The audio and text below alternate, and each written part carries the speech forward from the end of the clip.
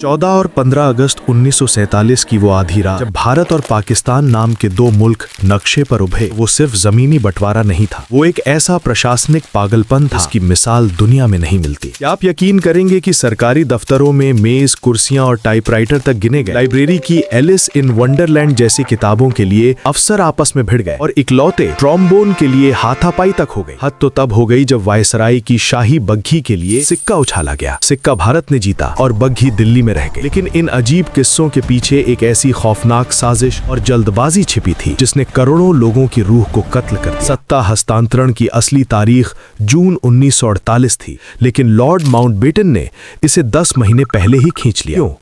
क्योंकि 15 अगस्त उनकी जिंदगी का सबसे लकी दिन था। इसी दिन 1945 में जापान ने उनके सामने सरेंडर किया था। निजी गुडलक के चक्कर में सीमाओं को तय करने का काम सिरिल रेडक्लिफ को दिया गया, जिसे भारत के बारे में कुछ भी पता नहीं। रेडक्लिफ ने पुराने नक्शों और गलत आंकड़ों के भरोसे बंद कमरों में ऐसी लकीरें खींची जिन्होंने घरों को बेडरूम और किचन के बीच से काट दिया। रेडक्लिफ ने बाद में कबूला कि उन्होंने लाहौर को लगभग भारत को दे दिया, लेकिन फिर आखिरी पल में उसे पाकिस्तान में डाल दिया कि उनके पास कम से कम एक बड़ा शहर तो रहे। अक्सर हमें लगता है कि बंटवारा सिर्फ धर्म के नाम पर हुआ, लेकिन इसके पीछे ब्रिटिश हुकूमत का एक गुप्त सामरिक एजेंडा भी था, जिसे द ग्रेट गेम कहा जाता है। ब्रिटेन को डर था कि सोवियत रूस अपने परमाणु परीक्षण तेज कर रहा है। कश्मीर का गिलगिट इलाका उन परीक्षणों पर नजर रखने के लिए जासूसी चौकियों यानी सिग इंट स्टेशंस का केंद्र था। ब्रिटिश रणनीतिकारों का मानना था कि एक स्वतंत्र और अखंड भारत शायद उन्हें ये चौकियां इस्तेमाल ना करने दे, इसलिए वे चाहते थे कि कश्मीर या उसका कुछ हिस्सा पाकिस्तान के पास जाए,